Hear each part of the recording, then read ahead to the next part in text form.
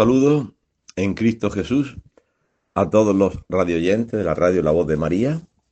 Estamos con este programa, La Iglesia, el Edificio Divino, siguiendo la audiencia del Papa Juan Pablo I sobre la virtud teologal de la caridad.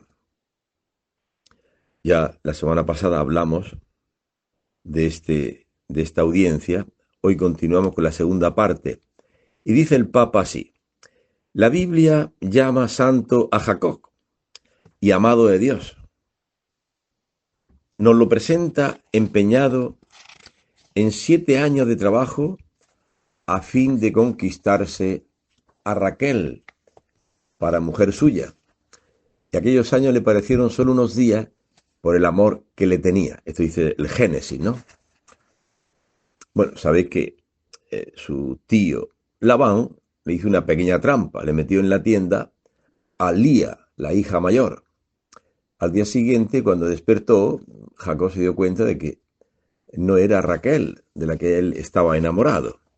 Entonces su tío Labán le dijo: bueno, si quieres a Raquel, me tienes que servir 7 años más. Y dice el Génesis que esos 7 años le parecieron solo unos días por el amor que le tenía, ¿no? Bien, entonces San Francisco de Sales hace un comentario breve de estas palabras.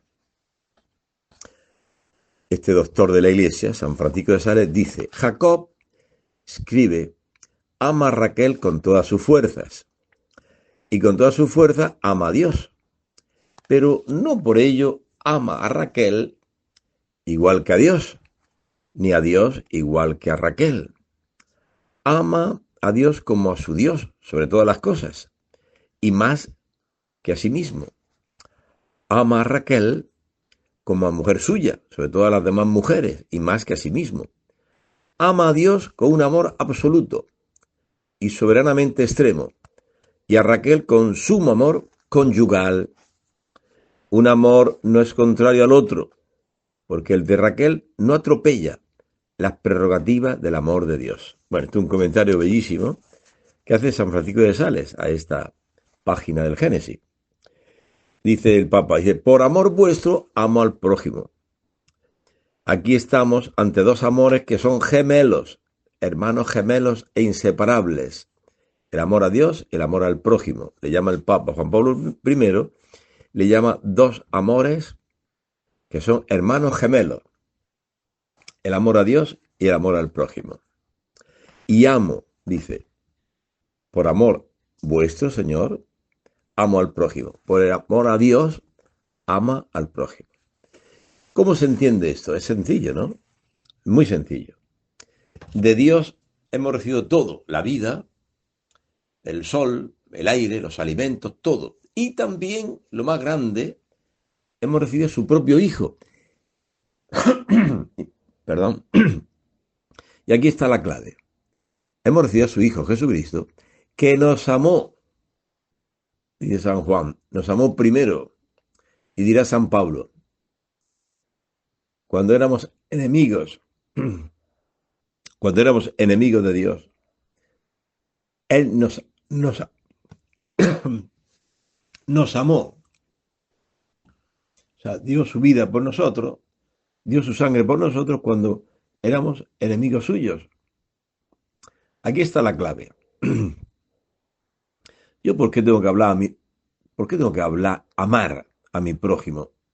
Quizás me cae mal, incluso me habló mal un día, o me robó, o fue injusto conmigo. Yo, ¿por qué tengo que amar a un prójimo así? Pues muy sencillo. Dice aquí, por amor vuestro, o sea, por amor a Dios, amo al prójimo. O sea, como Dios me amó tanto, porque Dios fue el que nos amó primero,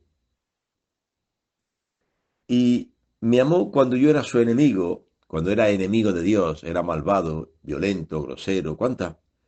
¿Cómo era? ¿Cómo éramos? ¿Cómo somos? Y Dios nos amó. Si tú me amaste de esta manera, también yo al prójimo, por amor a ti, que me amaste de esta manera, también amo al prójimo. Es de una lógica aplastante. Es lógica, ¿no? Amar al prójimo sin ver sus defectos. Porque Dios, cuando nos amó, no vio nuestros defectos. Ayer un feligrés me mandó, me mandó así por WhatsApp un texto de la escritura, que era Oseas. Dice, no lo entiendo muy bien. Y me lo mandó por WhatsApp para que lo lea.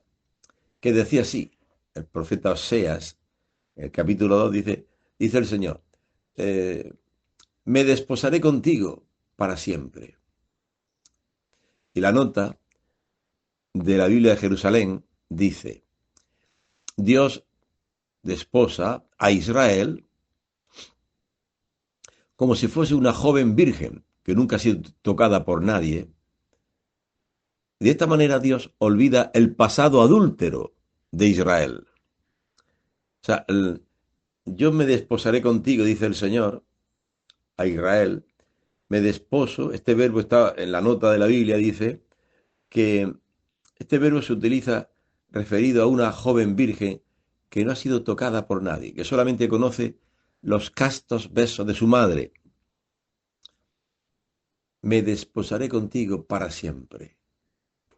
O sea, Dios olvida el pasado adúltero de Israel y la ve como una jovencita virgen que no ha sido tocada por nadie. Así te desposa Dios. Este es el amor de Dios.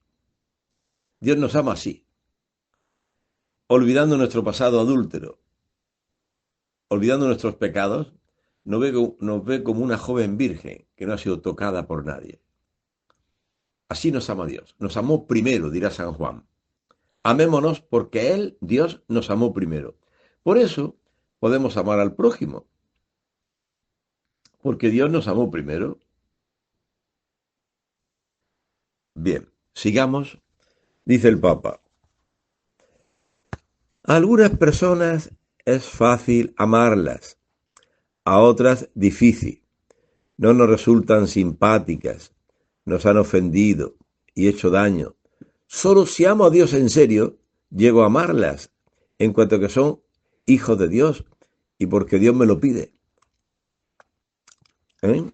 Es lo que estábamos hablando, ¿no? A veces hay personas que, bueno, pues es sencillo amarlas porque tienen ciertas cualidades, ¿no?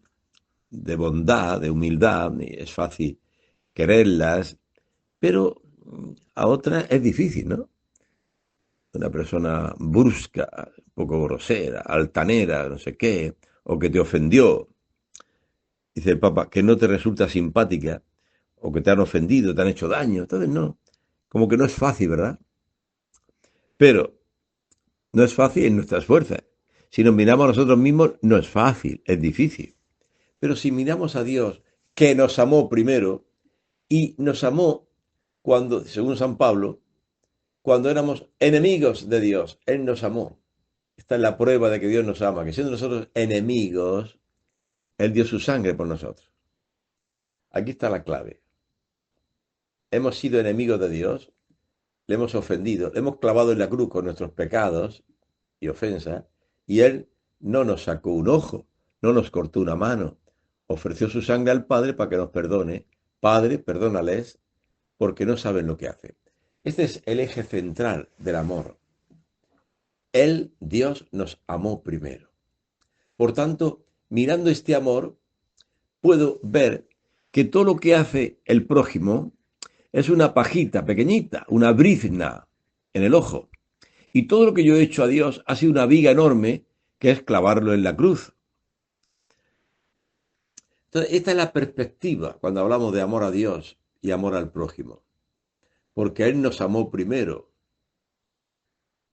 Y entonces, con este amor, con que Dios me amó, yo también puedo disculpar al otro, perdonar al otro, amarlo así como es. El cristiano es aquel que tiene una luz especialísima, la luz del Espíritu Santo, por la cual todo lo que le hacen, todo lo que me hacen, son pajitas pequeñitas.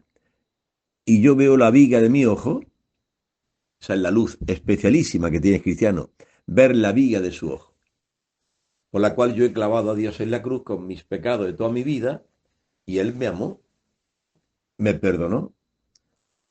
Entonces, si nos apartamos de esta clave, es imposible el amor, porque normalmente Normalmente, cuando la gente habla mal del otro, hablamos a veces mal del otro, porque en el fondo vemos que el otro tiene una viga enorme y que lo que nosotros tenemos es una pajita pequeñita, una simple brizna.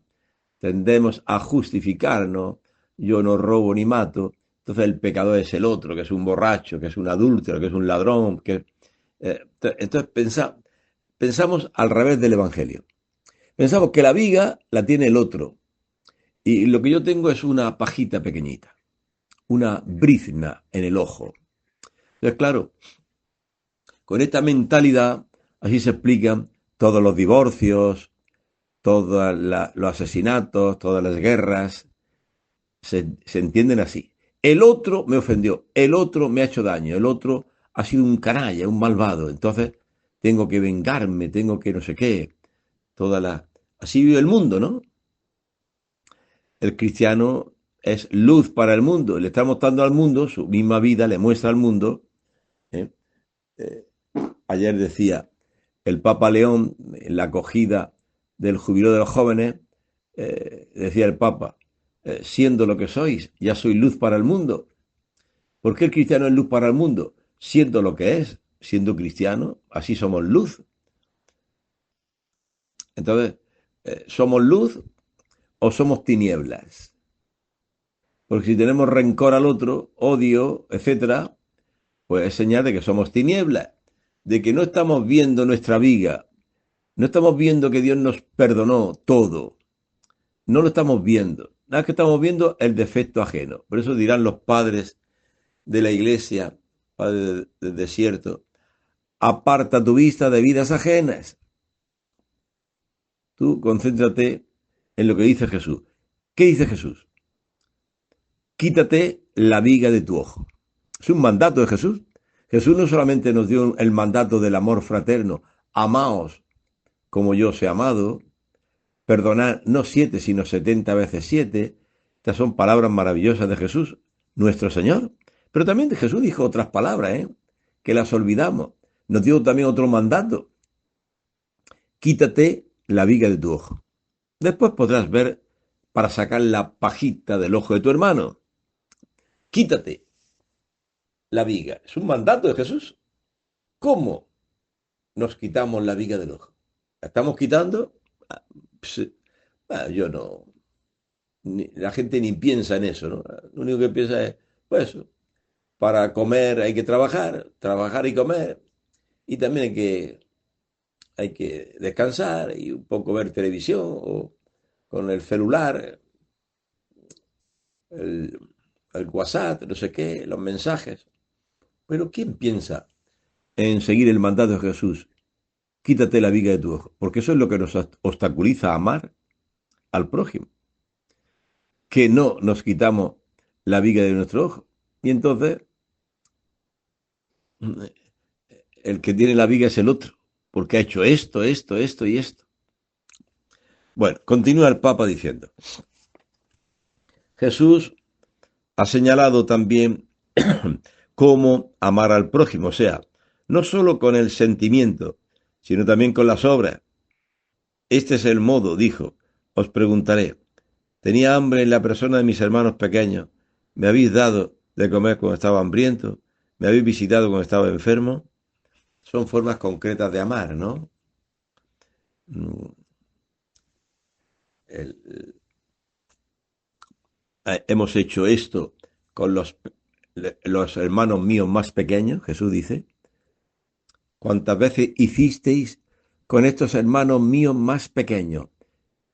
¿Quiénes son estos hermanos míos más pequeños a los que dimos de comer, a los que visitamos, etcétera? Bueno, pues hay tres interpretaciones. La primera, estos hermanos míos más pequeños son los apóstoles, los itinerantes enviados por Jesús sin nada, sin alforja, sin dinero, sin comida, que van anunciando el reino de Dios. Le hemos dado de comer, le hemos acogido. ¿eh? Esa es la primera interpretación. La segunda es, mm, le hemos dado de comer a ese hambriento porque Dios mandará a la tierra no hambre de pan, sino de palabra de Dios. A ese hombre hambriento de Dios le hemos dado la palabra de Dios, le hemos anunciado la palabra, la buena noticia del amor de Dios, lo hemos vestido con la misericordia, estaba enfermo, lleno de vicios, de pecados, y le hemos anunciado a Cristo liberador. Y tercera interpretación, es la más corriente, que es la cosa material, dar de comer al hambriento, vestir al desnudo, etcétera, etcétera.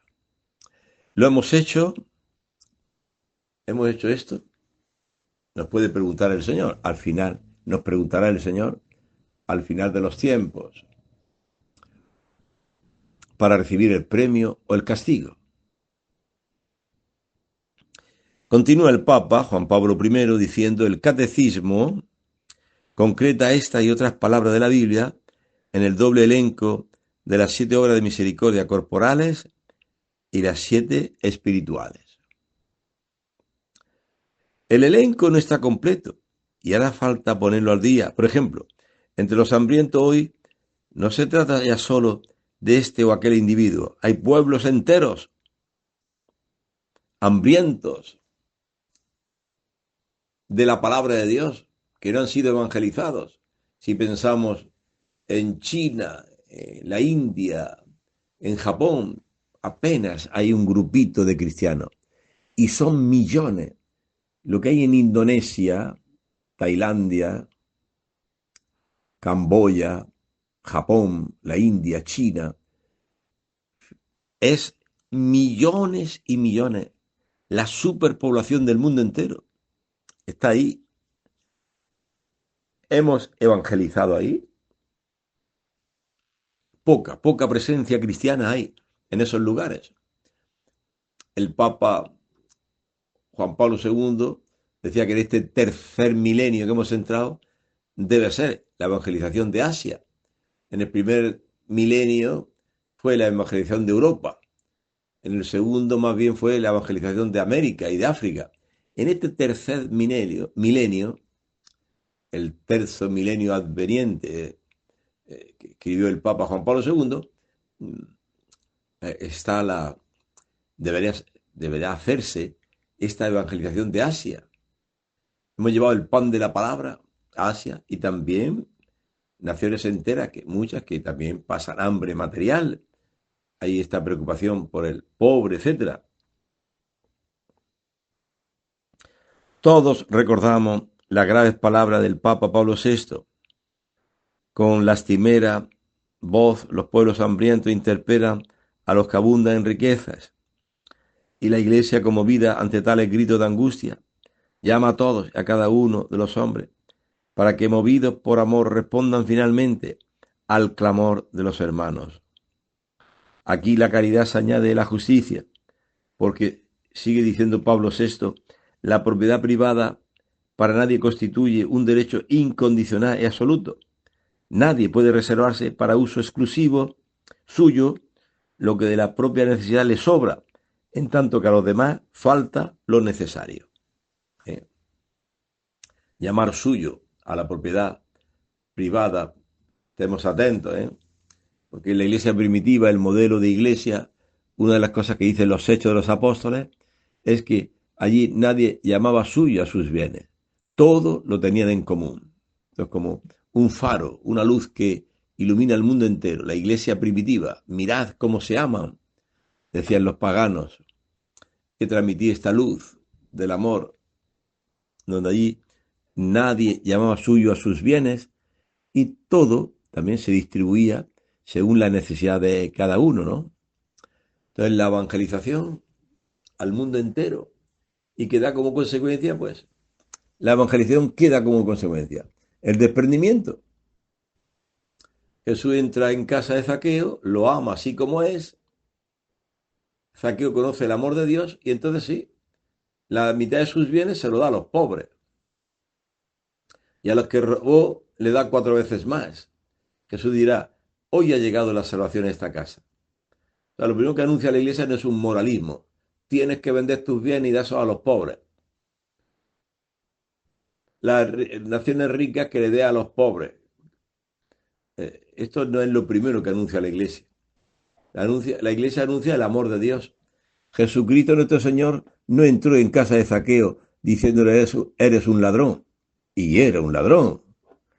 Era un hombre rico, publicano, y sabemos que los publicanos pues cobraban impuestos de más.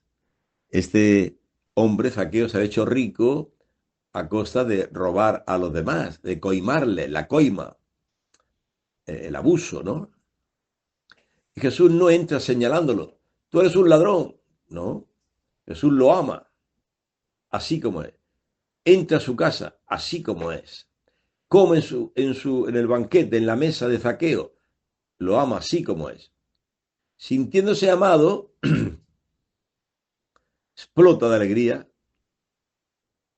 Zaqueo y dice, la mitad de mis bienes a los pobres, y a los que robé le daré 4 veces más. Y Jesús dice, hoy ha llegado la salvación a esta casa. Primero está el amor de Dios, el amor gratuito. Luego las consecuencias de este amor. Decía la sierva de Dios, Carmen Hernández, decía, tú a un rico, a una señora rica, no le digas, quítate el abrigo de bisón y dáselo a un pobre. No le digas eso. Hazle salir el sol. Sentirá calor mientras ya se quitará el abrigo. El sol sabemos que es el sol de justicia, Jesucristo. Si esa persona conoce el amor de Dios, por el anuncio del carisma, la buena noticia, ya coge sus bienes, su abrigo de bisón y sus bienes y se lo da a los pobres, como Zaqueo. La iglesia, lo primero que anuncia no es un moralismo. Tienes que compartir, tienes que dar. La iglesia lo que anuncia desde su inicio, San Pedro no aparece diciendo en Jerusalén, después de que estaban las puertas cerradas en el cenáculo, reciben el Espíritu Santo en llamaradas de fuego que se posaron sobre los apóstoles abren las puertas del cenáculo, se acabó el miedo, y los apóstoles no van diciendo, oye, tú que tienes campos y tierras, véndelo y dáselo a los pobres. No es así. No aparece Pedro diciendo a, la, a los habitantes de Jerusalén y a los ricos, oye, tú tienes mucho dinero y aquí hay gente pasando hambre, venga, da tu dinero a los pobres. No aparece así la iglesia. La iglesia aparece anunciando el querigma en la persona de Pedro y los apóstoles. La buena noticia a este que habéis crucificado. Primero la denuncia del pecado. Convertíos. Dios lo ha resucitado. Convertíos, haceos bautizar. Empezad una vida nueva. Y se convierten, se hacen bautizar unas 3.000 personas y empieza un estilo de vida distinto porque han creído el amor de Dios. Lo primero que anuncia la iglesia es este amor de Dios, que es lo que le llevará luego a ser asiduos escuchando la palabra de Dios, la enseñanza de los apóstoles, en la fracción del pan, asiduo en la Eucaristía, en las oraciones y en los bienes, en la comunión de bienes. Pero esto es una consecuencia de haber creído la buena noticia del amor de Dios. Hace falta misioneros, catequistas, obreros en la mies que anuncien el Evangelio. Y anunciando el Evangelio, haciendo salir el sol para este mundo, los hombres se sienten agradecidos y venden sus bienes para los pobres, comparten todo, todo. Bueno, continuamos, dice el Papa, toda carrera aniquiladora de armamento resulta un escándalo intolerable, ¿no? La Iglesia también hace este anuncio profético de denuncia de los abusos que hay en el mundo. A la luz de estas expresiones tan fuertes, dice el Papa, se ve cuán lejano estamos todavía, individuos y pueblos, de amar a los demás como a nosotros mismos, según el mandamiento de Jesús.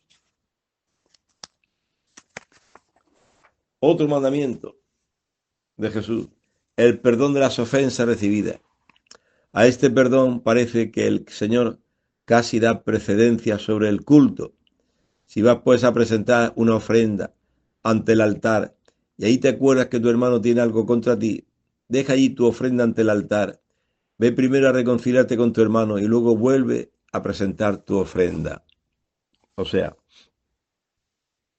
en la comunidad cristiana que han recibido el carisma, el Espíritu Santo, el amor gratuito de Dios, una vida nueva, como seguimos siendo humanos también, no somos santos a la perfección, no somos impecables, a veces hay pequeñas y grandes ofensas.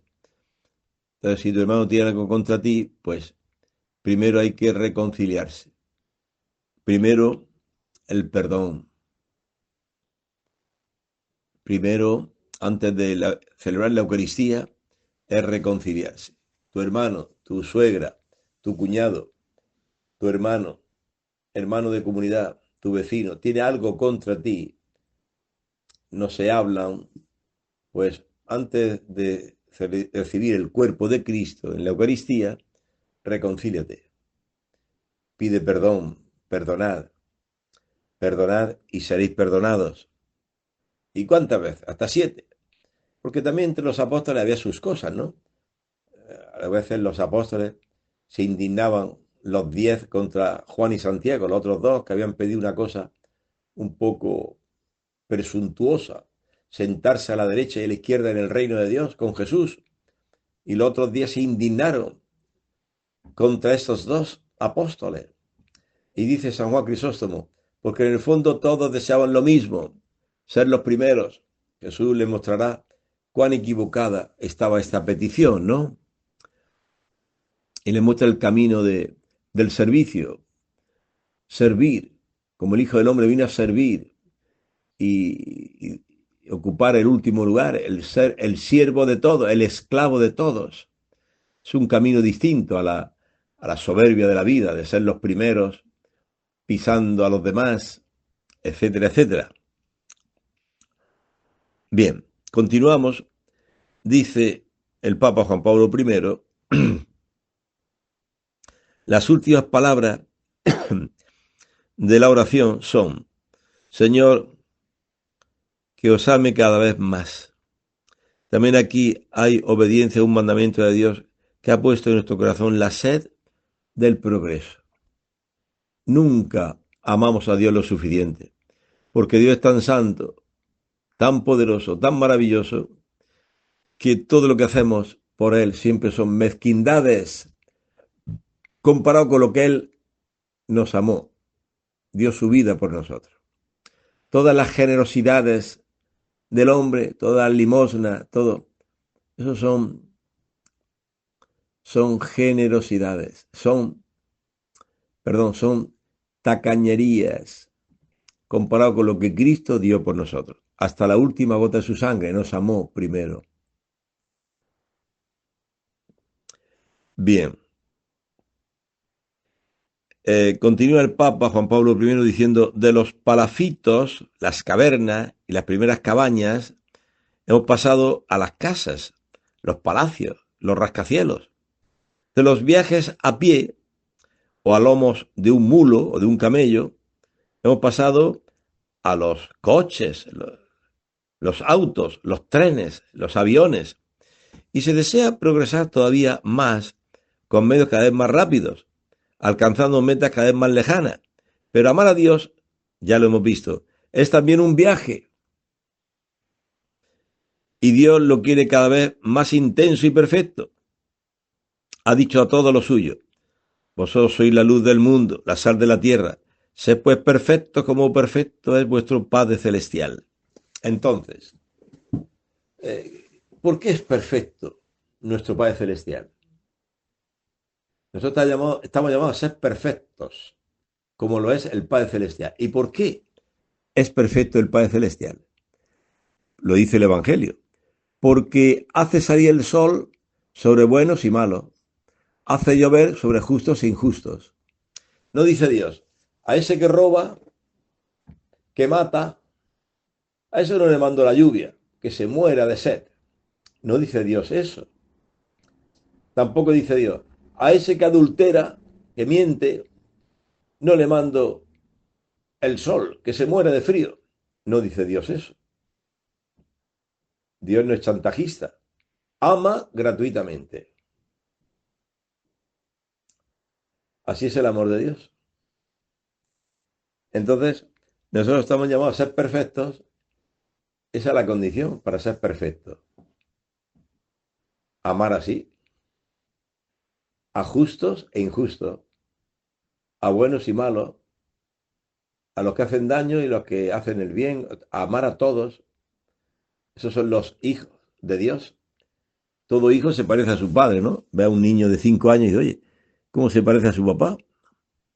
Pues así, los hijos de Dios se parecen a su Padre Dios, que es perfecto, mandando la lluvia a buenos y malos, y mandando el sol a justos e injustos. Este Dios, el perfecto, a esta perfección estamos llamados nosotros, que no es el perfeccionismo de hacerlo todo bien, porque el justo peca 7 veces al día, de malos pensamientos, de miradas, de cosas siempre, impaciencias, pero se levanta continuamente y experimenta la infinita misericordia de Dios. Bueno, acaba el Papa esta audiencia diciendo, esto quiere decir amar a Dios no poco, sino muchísimo. No detenerse en el punto a que se ha llegado, sino con su ayuda avanzar en el amor. Hay que progresar en el amor a Dios y al prójimo. Hay que un progreso. San Pablo lo dirá diciendo, corred de manera que consigáis el premio. No dice así caminar lentamente, sino corred. O sea, a ver quién es el primero en la comunidad cristiana en amar a los demás, en perdonar las ofensas, el primero en la oración, en donarse a la comunidad, en servirla. A ver quién es el primero. Porque tenemos que correr, según San Pablo, no para llegar los segundos o terceros o los penúltimos. No, no. Hay que correr esta carrera de la fe para conseguir el premio. El premio lo consigue uno. Así tenemos nosotros que correr. A ver quién es el primero en amar, en perdonar, en servir, en evangelizar, en visitar a ese enfermo, en ayudar a los pobres. A ver, ¿quién es el primero? ¿No? Es una sana competición. El estímulo, dice San Pablo, de la caridad. Estimularnos en la caridad. Fijémonos unos a otros, no en los defectos que tiene este o el otro, sino en la caridad. Mire ese hermano cómo ama, cómo sirve a la comunidad, cómo perdona, qué afable es, que decía Santa Teresita de Lisieux, cuando, en el convento, en Lisieux, al norte de Francia, decía Santa Teresita de Lisieux que cuando el demonio le presentaba algún defecto de sus hermanas carmelitas, veía que el Espíritu Santo venía en su ayuda para hacerle ver las virtudes que tenían la hermana. Han dejado todo, su trabajo, su familia, para estar aquí en un convento. Mira cómo esa hermana es trabajadora. O sea, ver el punto positivo, digamos así, ¿no? El lado positivo del hermano, de ver las cualidades que Dios, las virtudes que Dios le ha dado. No mirar sus defectos, que todos tenemos, por otra parte, ¿no? Y esto es una carrera que nunca hemos llegado. Dice San Pablo, yo no creo haberlo alcanzado ya, pero una cosa hago. Olvido lo que dejé atrás y me lanzo a lo que está por delante, hasta correr hasta la meta, a la que me llama el Señor. Bien, hermano, pues hemos llegado al final de esta audiencia del Papa Juan Pablo I y continuamos. Vamos a ver ahora a Juan Pablo II. Sabéis que después de esta audiencia el Papa Juan Pablo I murió. Solamente duró 31 días en el ministerio petrino, como obispo de Roma y pastor de la Iglesia Universal. Solamente estuvo 31 días. Este Papa Juan Pablo I murió rapidísimo. Entonces, el elegido después, en octubre, pues fue el Papa Juan Pablo II, Papa Wojtyła, polaco, que también ya ha fallecido. Y esta audiencia que vamos a ver, la audiencia general, habla el 25 de octubre de 1978, pues nos habla de la virtud de la prudencia. Hemos estado viendo estos días las virtudes de fe, esperanza y caridad en el Papa Juan Pablo I. Ahora ya con Juan Pablo II pasamos a otra virtud, la virtud de la prudencia. Y dice así el Papa Juan Pablo II: cuando el miércoles 27 de septiembre el Santo Padre Juan Pablo I habló a los participantes en la audiencia general, a nadie se le podía ocurrir que aquella era la última vez. Su muerte, después de 33, bueno, yo he dicho 31, 33 días de pontificado, ha sorprendido al mundo y lo ha invadido de profunda pena. Así fue, ¿no? Los que tenemos ya cierta edad, pues recordamos estos hechos, ¿no? La muerte del Papa Pablo VI, la elección de Juan Pablo I, que duró 33 días, y luego cómo fue elegido el Papa Wojtyła, Juan Pablo II. Esto, los que tenemos ya cierta edad lo recordamos bien. Otros más jóvenes, pues, han conocido solamente a Juan Pablo II, etcétera, etcétera. Bien, continúa el Papa diciendo, él que suscitó en la Iglesia un gozo tan grande e inundó el corazón de los hombres de tanta esperanza, consumó y llevó a término su misión en un tiempo muy breve. Está hablando de Juan Pablo I, ¿no? Que en el breve pontificado de 33 días, pues, llenó, dice, inundó el corazón de los hombres de tanta esperanza y consumó y llevó a término su misión en un tiempo muy breve. En su muerte se ha hecho realidad la palabra tan repetida del Evangelio. Habéis de estar preparados, porque a la hora que menos penséis, vendrá el Hijo del Hombre. Juan Pablo I estaba siempre en vela. La llamada del Señor no le ha socogido de sorpresa. Ha respondido a esta con la misma alegría y trepidación con que había aceptado la elección a la sede de Pedro el 26 de agosto. Hoy se presenta a vosotros por vez primera Juan Pablo II. A las 4 semanas de aquella audiencia general, desea saludaros y hablar con vosotros. Se propone seguir los temas iniciados ya por Juan Pablo I. Recordemos que había hablado de las 3 virtudes teologales, de la fe, la esperanza y la caridad. Terminó con la caridad. Esta virtud, que fue su última enseñanza, es aquí en la tierra la virtud más grande, como nos enseña San Pablo, 1 Corintios, ¿no?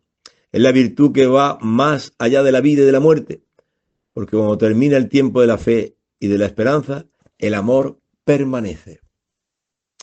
Juan Pablo I pasó ya por el tiempo de la fe, la esperanza y la caridad, que se manifestó tan magníficamente en esta tierra y cuya plenitud se revela solo en la eternidad. Hoy, Papa Juan Pablo II, en esta audiencia, después de hacer esta introducción sobre el Papa anterior, Juan Pablo I, va a hablar de otra virtud. Hoy debemos hablar de otra virtud, porque he visto en los apuntes del pontífice fallecido que tenía intención de hablar no solo de las 3 virtudes teologales, fe, esperanza y caridad, sino también de las 4 virtudes llamadas cardinales. Juan Pablo I quería hablar de las 7 lámparas de la vida cristiana, como la llamaba el Papa Juan XXIII. Las 7 lámparas, ¿no? Le llamaba el Papa San Juan XXIII, ¿no? La fe, esperanza y caridad, y luego las 4 cardinales, ¿no? Empezamos por la prudencia, ¿no?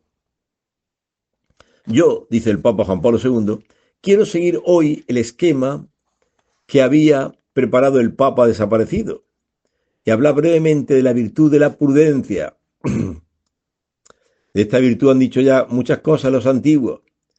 Les debemos profundo reconocimiento y gratitud por ello. Según una cierta dimensión, nos han enseñado que el valor del hombre debe medirse con el metro del bien moral que lleva a cabo en su vida.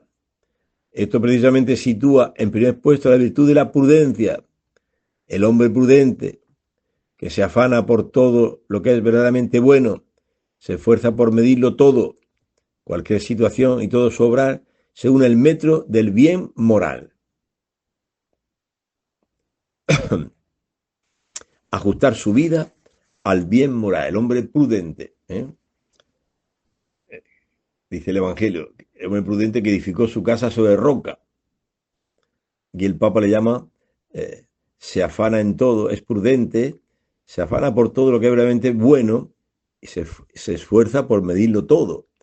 La casa no puede edificarla aquí, en tierra, en la arena, va a venir un torrente de agua y se va a derribar, no.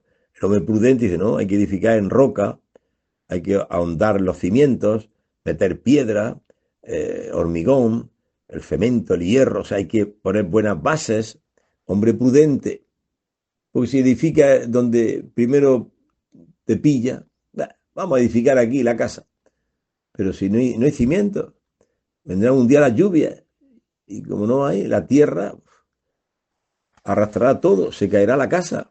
El hombre prudente, la prudencia. Prudente, continúa el Papa Juan Pablo II, no es, por tanto, como frecuentemente se cree, el que sabe arreglársela en la vida y sacar de ella el mayor provecho. Hombre prudente que sabe cómo vender caro, cómo comprar barato, cómo puede ser también que se tome la prudencia así, a ver cómo me busco la vida para mi interés propio, ¿no? Sino quien acierta a edificar la vida toda según la voz de la conciencia recta y según la exigencia de la moral justa. Es el hombre prudente. Sabe que tiene que pagar los predios municipales, el IVA, los impuestos, sabe que tiene que respetar las leyes de tráfico, que a veces somos imprudentes, es verdad, y merecemos un castigo, una sanción, etcétera, etcétera. Entonces, dejar las imprudencias, ¿no?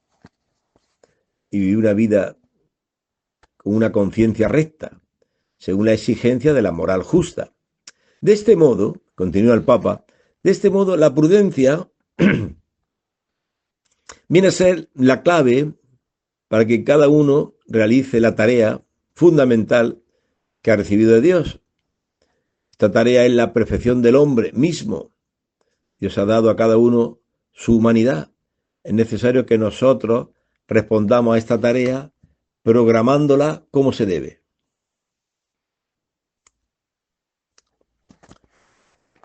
Es necesario que nosotros respondamos a esta tarea programándola como se debe. Pero los cristianos tienen el derecho y el deber de contemplar la virtud de la prudencia también con otro visual, desde otro punto de vista. Esta virtud es como una imagen y semejanza de la providencia de Dios mismo en las dimensiones del hombre concreto, porque el hombre, lo sabemos por el libro de Génesis, ha sido creado a imagen y semejanza de Dios. Y Dios realiza su plan en la historia de lo creado y sobre todo en la historia de la humanidad. El hombre creado a imagen de Dios. ¿Y cuál es la imagen de Dios? La comunión. Dios no es un ser aislado, solitario. Es una comunión de personas. El Padre, el Hijo, el Espíritu Santo. Están en comunión. Así Dios ha creado al hombre. En comunión, hombre y mujer los creó. La comunión. El pecado del hombre contra Dios, la desobediencia a Adán y Eva, comporta luego pues la ruptura del amor. Adán acusará a Eva. La mujer que tú me diste, Adán acusará a Eva. Ella fue la que me dio el fruto prohibido. ella es la culpable. O sea, aparece el egoísmo, la acusación. Es curioso si te pones a ver el, los algún programa de un parlamento, pues ahí los congresistas, casi todo el tiempo hablando, acusando a lo que hacen los otros, acusando.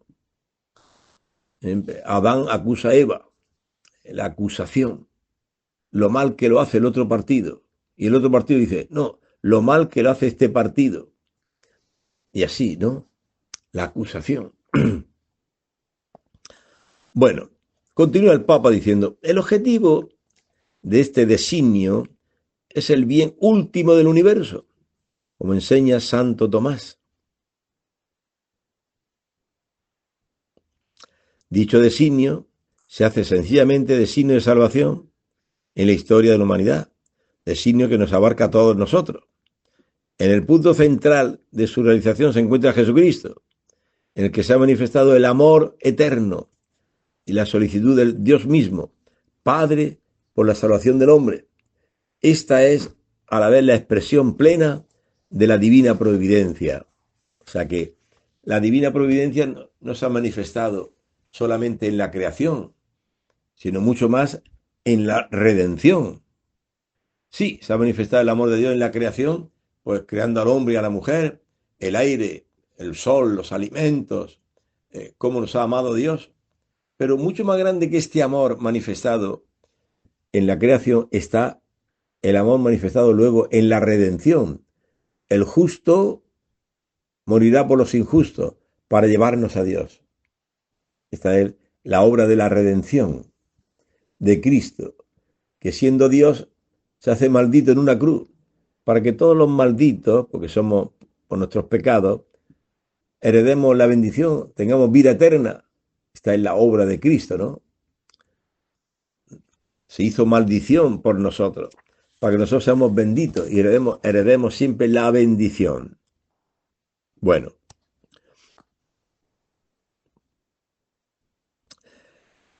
esta es a la vez la expresión plena de la divina providencia. Y no solamente nos mandó al Hijo, la segunda persona de la Santísima Trinidad, lo mandó a la Tierra, a este planeta azul,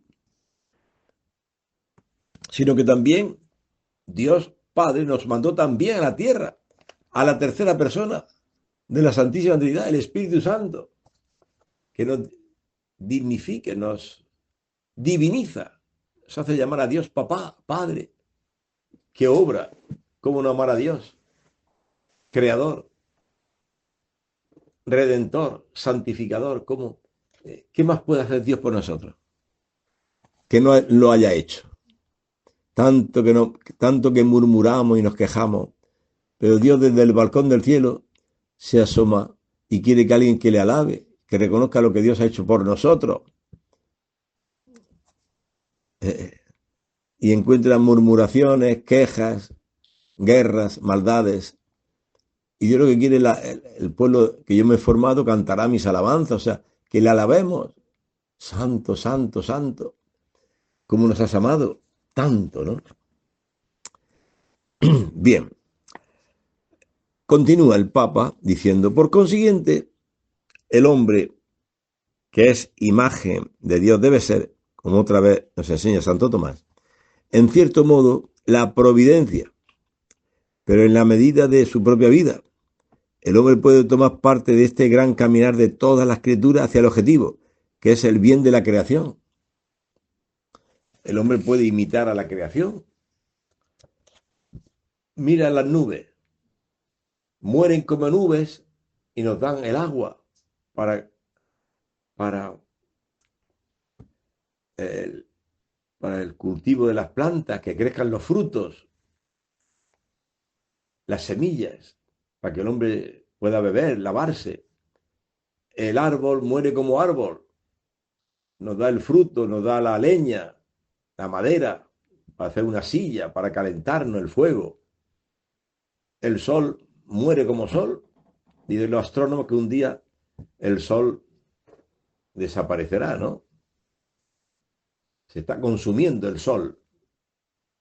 Pues bien, el sol muere como sol y nos da energía, calor, luz, vida, ¿no? O sea, todo en la naturaleza nos habla del amor, de la donación. ¿Quién es el que rompe la armonía con la naturaleza? El hombre por el pecado. y empieza a acumular para sí.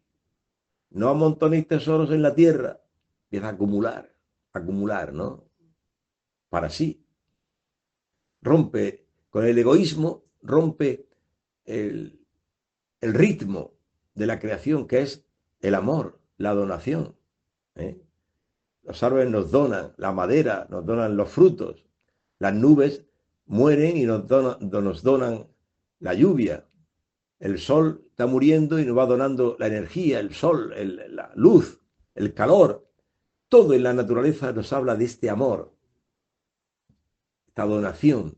Es el hombre que por su egoísmo rompemos el ritmo de toda la creación.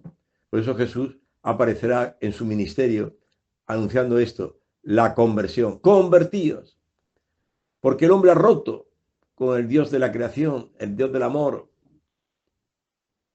Convertíos, haceos bautizar, convertíos. Ha llegado el reino de los cielos. Haceos bautizar, dirá luego también San Pedro. Por consiguiente, el hombre puede tomar parte en este gran caminar